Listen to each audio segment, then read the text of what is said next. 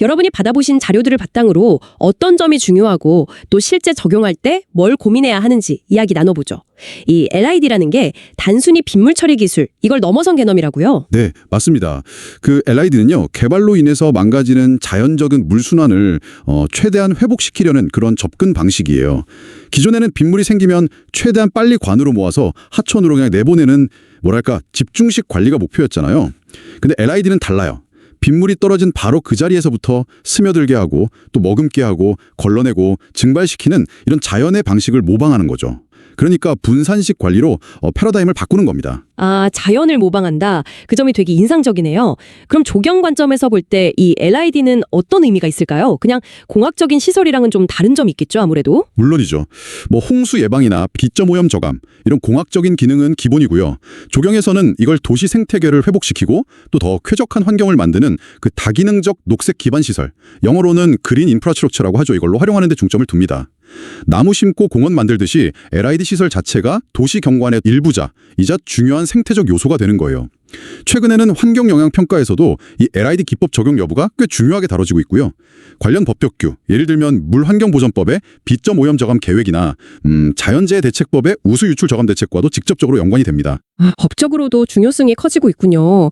그럼 서울시 같은 지자체에서 조례로 저영향 개발 사전 협의, 이걸 의무화하는 것도 그런 맥락이겠네요. 설계 단계부터 LID 적용을 꼭 검토해라, 뭐 이런 의미군요. 그렇습니다. 일정 규모 이상 개발 사업에서는 계획 초기부터 LID 도입을 구체적으로 협의해야 하거든요. 이제는 뭐랄까 선택이 아니라 필수가 되어가고 있다 이렇게 봐야죠. 특히 요즘 기후변화 때문에 국지성 호우도 잦아지고 하니까 도시의 회복력을 높이기 위한 핵심 전략이기도 하고요. 네, 중요성이 확실히 와닿습니다. 그럼 오늘 우리가 집중적으로 살펴볼 주요 LID 침투 시설에는 어떤 것들이 있을까요? 종류가 좀 다양한 것 같던데요. LID 시설이 기능이나 형태에 따라서 여러 가지가 있는데요. 오늘은 대표적인 침투형 시설 한 4가지를 중심으로 살펴보겠습니다. 먼저 투수성 포장이라는 게 있고요. 이건 포장면 다채로 빗물을 침투시키는 방식입니다. 그리고 침투 도랑은 땅속에 자갈 같은 걸 채워서 선형으로 빗물을 침투시키는 지하 시설이고요. 침투 측구는 도로 경계석에 침투 기능을 넣은 것. 마지막으로 침투 저류지는 넓은 면적의 움푹한 공간에서 빗물을 저류하면서 서서히 침투시키는 개방형 시설이죠. 각각 특징이랑 적용 장소가 좀 다릅니다. 알겠습니다. 그럼 첫 번째 투수성 포장부터 좀 자세히 알아볼까요? 이게 보도나 주차장에서 가끔 보는 물이 잘 빠지는 그런 바닥 포장재 말씀이시죠? 보기에도 괜찮고 기능도 좋아 보이더라고요. 빗물이 직접 스며들도록 만든 기술입니다. 보도, 자전거 도로 주차장, 광장 이런 다양한 곳에 적용할 수 있죠. 말씀하신 것처럼 빗물 관리 기능 외에도 물고임이 없으니까 보행이 쾌적하고 안전하고요. 또 표면 온도를 낮춰서 열섬 현상을 완화하는 효과도 있습니다. 재료나 색상, 패턴도 다양하게 구현할 수 있어서 디자인 잠재력도 크고요. 와, 장점이 정말 많네요. 근데 혹시 이거 적용하기 좀 어려운 곳이나 설치할 때 특별히 주의해야 할 점 같은 건 없을까요? 뭐 예를 들면 비용이라든지 내구성 면에서 일반 포장보다 좀 불리하다거나. 좋은 질문이세요. 당연히 고려할 점들이 있습니다. 우선 모든 곳에 다 설치할 수 있는 건 아니에요. 차량 통행이 아주 빈번하거나 좀 무거운 차량, 총중량 5톤 넘는 차들이 다니는 간선도로 같은 데는 구조적인 안정성 문제 때문에 적용하기 좀 어렵습니다. 주로 단지 내 도로나 주차장, 보행로 이런 곳에 적합하죠. 또 경사가 너무 심한 절개지나 성토부 근처, 아니면 주변에서 흙이나 모래 같은 게 많이 흘러들어오는 곳, 지하 수위가 높은 곳도 피해야 합니다. 공급이 막히거나 기능이 떨어질 우려가 크거든요. 그렇군요. 아무데나 쓸 수 있는 만능은 아니네요. 그럼 실제 시공할 때는 어떤 점들을 좀 신경 써야 할까요? 기술적인 요구사항 같은 게 있을 것 같은데요? 기술적으로는 그 하부 구조가 중요합니다. 빗물이 충분히 저장되고 또 스며들 공간을 확보해야 하니까요. 보통 표층 아래에 자갈로 된 기층하고 보조기층을 두는데 특히 인접한 불투수면의 빗물까지 처리하려면 보조기층 두께를 최소 30cm 이상 확보하는 게 좋습니다. 만약에 원래 땅, 그러니까 원집안의 투수성이 좀 나쁘다. 그러면 바닥에 구멍 뚫린 관, 유공관이라고 하죠 이걸. 설치해서 물 빠져나갈 길을 만들어줘야 하고요. 다짐 정도도 중요한데요. 차가 다니는 곳은 노면 안정성을 위해서 95% 이상 다져야 하지만 보행로나 자전거 도로는 오히려 침투를 잘 되게 하려고 90% 수준으로 다짐을 조절하기도 합니다. 용도에 따라서 다짐 기준도 다르군요. 침투를 우선할지 지지력을 우선할지 그 균형을 잡아야 하는 거네요. 재료 선택도 중요할 것 같고요. 물론입니다. 사용하는 포장재나 하부 골재는 반드시 공인된 시험기관의 투수 성능 시험 성적서를 확인해야 합니다. 겉모양만 투수성이고 실제 기능이 떨어지면 안 되니까요. 경관적으로는 주변하고 조화로운 색상, 질감, 패턴을 선택하고 일반 불투수 파장하고 만나는 경계 부분을 매끄럽게 처리하는 그런 디테일도 중요합니다. 하지만 제가 가장 강조하고 싶은 건 유지 관리입니다. 유지 관리요? 어떤 점이 그렇게 중요한가요? 이 투수성 포장은 표면에 작은 구멍, 공극으로 물이 스며드는 원리잖아요? 근데 이 공극이 흙이나 먼지, 낙엽 같은 걸로 막혀버리면 제 기능을 완전히 잃게 됩니다. 그래서 설계 단계부터 경계석을 설치하거나 주변에 식생 완충 공간을 둬서 오염원 유입을 최소화해야 하고요. 특히 겨울철에는 제설용 모래 사용은 절대 금지해야 합니다. 그리고 준공 후에는 연 1회 이상 표면을 고압으로 세척하거나 아니면 진공 청소기로 이물질을 제거하는 정기적인 관리가 필수적이에요. 이걸 간과하면 금방 효과가 사라지죠. 아, 관리가 핵심이군요. 설치만큼이나 정말 중요한 문제네요. 알겠습니다. 그럼 다음 시설로 넘어가 볼까요? 땅속에 숨어있는 침투 시설, 침투 도랑에 대해 알아보겠습니다. 이건 지상에서는 잘 안 보이니까 더 궁금한데요. 네, 침투도랑 인필트레이션 트렌치는 말 그대로 땅속에 기르게 도랑을 파고요. 그 안에 자갈 같은 투수성 재료를 채우고 유공관을 묻어서 만든 선형 시설입니다. 주변 지표면에서 모인 빗물이 이 도랑으로 유입돼서 저장되었다가 서서히 땅속으로 스며들게 하는 원리죠. 가장 큰 장점은 역시 지하에 매설되니까 상부 공간을 주차장, 보행로, 녹지 이렇게 다른 용도로 자유롭게 활용할 수 있다는 점입니다. 그래서 땅값이 비싸거나 공간이 좀 부족한 고밀도 개발지에서 특히 유용하게 쓰이죠. 지상 공간 활용도가 높다는 건 정말 매력적이네요. 주로 어떤 곳에 설치하나요? 보통 부지의 경계 부분이나 건물과 도로 사이의 자투리 녹지, 또 주차장 내 교통섬 하부, 도로변 완충 녹지 같이 좀 폭이 좁고 긴 선형 공간에 많이 설치합니다. 지하에 설치하는 만큼 주의할 점도 많을 것 같아요. 혹시 잘못 설치하면 좀 문제가 생길 수도 있나요? 그렇습니다. 가장 주의할 점은 건물 기초와의 거리예요. 침투된 물이 건물 구조에 영향을 줄 수 있기 때문에 최소 3m 이상 충분한 이격거리를 두는 것이 권장되고요. 이건 반드시 구조기술사랑 협의를 해야 합니다. 또 하나 정말 치명적인 문제가 토사 유입인데요. 한번 흙이나 이물질이 들어가서 내부 공극이 막혀버리면 이게 청소가 거의 불가능하고 기능이 완전히 상실될 수가 있어요. 따라서 빗물이 유입되는 지점에 반드시 침사지, 그러니까 모래나 흙을 가라앉히는 작은 공간이요. 또는 거름망 같은 전처리 시설을 설치해서 오염물질을 1차적으로 걸러줘야 합니다. 이게 정말 중요합니다. 아, 한 번 막으면 청소가 어렵다니 이거 심각한 문제네요. 전처리 시설의 중요성이 확실히 느껴집니다. 그 외에 법적인 기준 같은 것도 있나요? 네, 법규상으로는 도랑 바닥 아래 원지반 토양의 침투율이 시간당 13mm 이상이어야 하고요. 계절적으로 가장 높은 지하수위나 안반층으로부터 최소 1.2m 이상 떨어져 있어야 하고요. 그리고 빗물이 너무 많이 들어올 경우를 대비해서 넘치는 물을 안전하게 배출할 수 있는 우회 배수시설, 오버플로우 바이패스 설치도 필수적이고요. 구조적으로는 유공관 주변을 깨끗하게 세척된 균일한 크기의 쇠석으로 채우고 흙이 습기지 않도록 투수성이 좋은 부직포, 토목섬유로 감싸줍니다. 유지 관리는 어떻게 하나요? 땅속에 있는데 점검이 가능한가요? 네, 그래서 일정 간격마다 관측정이나 청소구를 설치해서 내부 수위나 퇴적 상태를 확인할 수 있도록 설계를 합니다. 연 1회 이상 내부 상태를 점검하고 특히 중요한 그 전처리 시설은 주기적으로 청소해줘야 제 기능을 유지할 수 있습니다. 알겠습니다. 지하 시설인 만큼 초기 설계랑 유지 관리가 더 철저해야겠군요. 자, 그럼 세 번째 시설로 넘어가 보죠. 침투 축구. 이건 이름에서 좀 유추해보면 도로 옆에 측구에 침투 기능을 더한 것 같은데요? 네, 정확합니다. 침투 축구 인필트레이션 스웨일 커브는 기존의 콘크리트 경계석이나 축구를 대신해서 빗물 침투 기능을 갖도록 만든 시설이에요.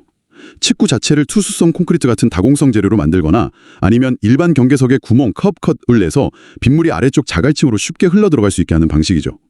별도의 부지가 필요 없이 기존 도로 시설물을 개선하는 방식이라 공간 효율성이 매우 뛰어납니다. 도로 경계석 자리를 활용하니까 정말 효율적이겠네요.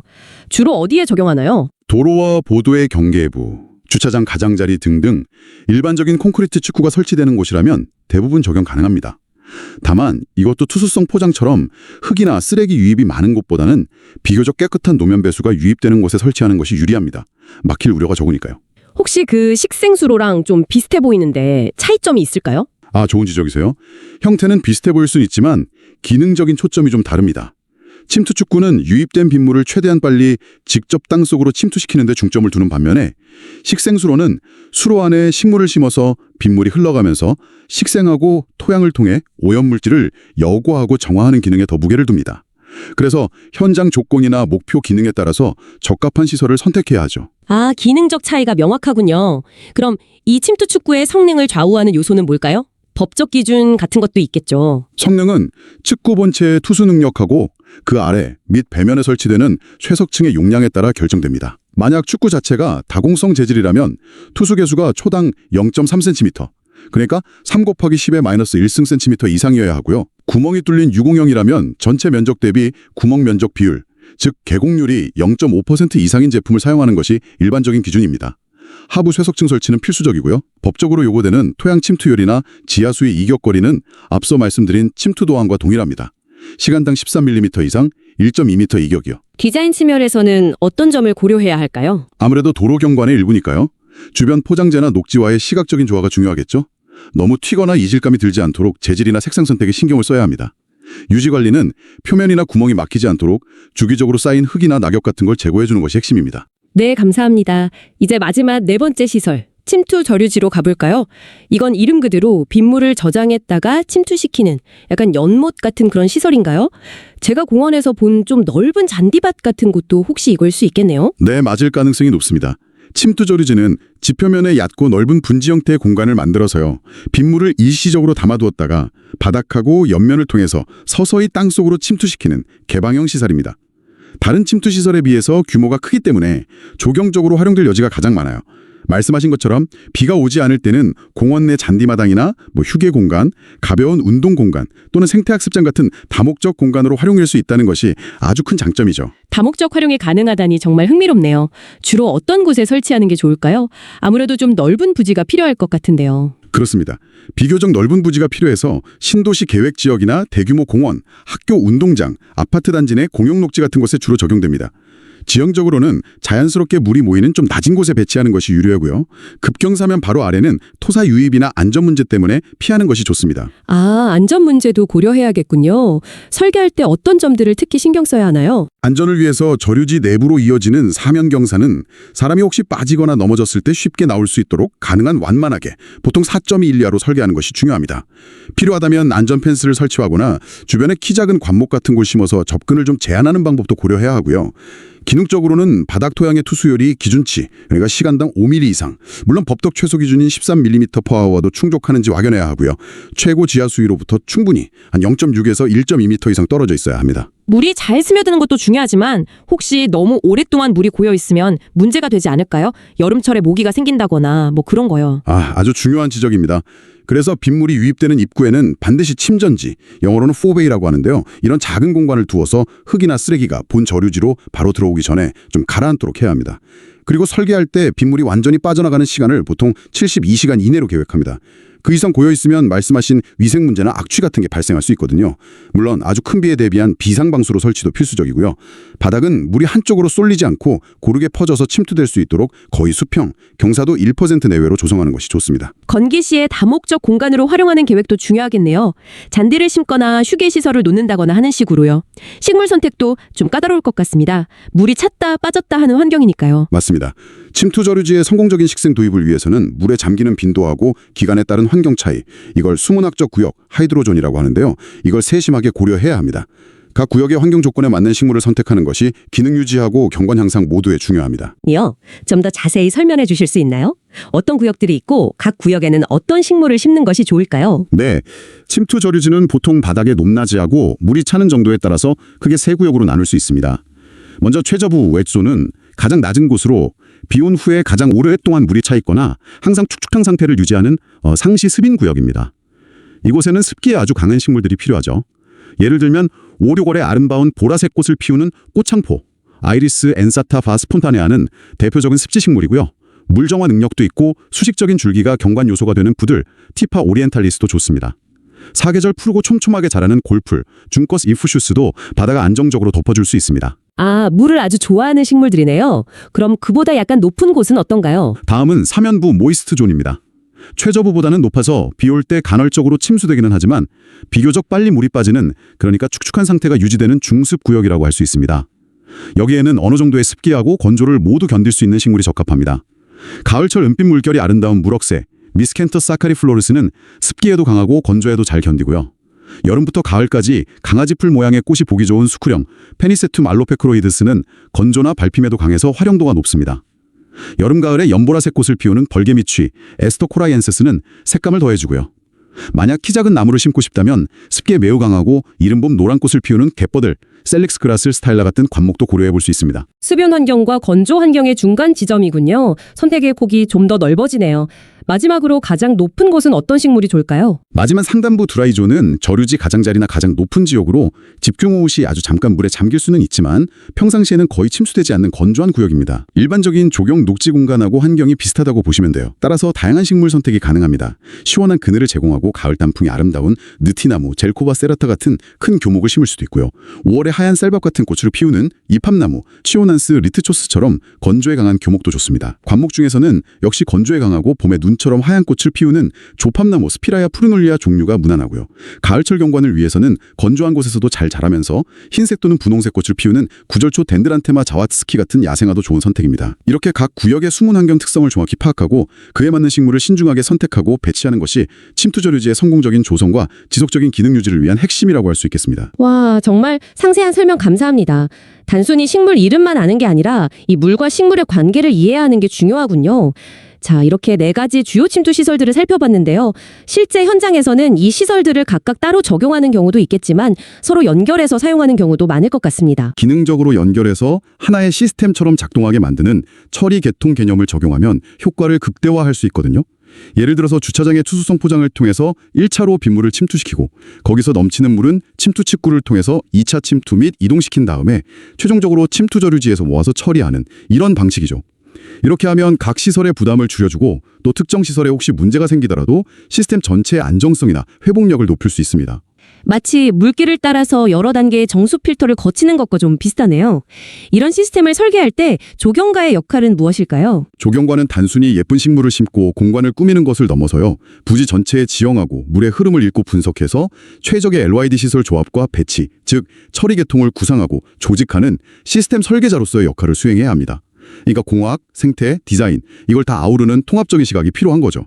통합적인 시각 정말 중요하겠네요. 마지막으로 꼭 강조하고 싶은 부분이 있다면 어떤 것일까요? 아무리 설계를 잘해도 결국 유지 관리를 고려하지 않은 설계는 실패할 수밖에 없다는 점입니다. 특히 오늘 다룬 침투 시설들은 공급 막힘이 성능 저하의 가장 큰 원인이기 때문에요. 설계 초기 단계부터 청소 장비가 쉽게 접근할 수 있는 동선, 또 주기적으로 발생하는 퇴적물을 처리할 수 있는 공간, 내부 점검을 위한 점검구의 위치 이런 것들을 반드시 반영해야 합니다. 설계 따로 관리 따로가 되어서는 절대 안 됩니다. 또한 준공도서에 구체적인 유지관리 방법하고 주기가 명시된 매뉴얼을 포함시켜서 실제 시설을 운영할 관리 주체가 정확히 전달하고 교육하는 것까지가 조경과의 중요한 책무라고 생각합니다. 네,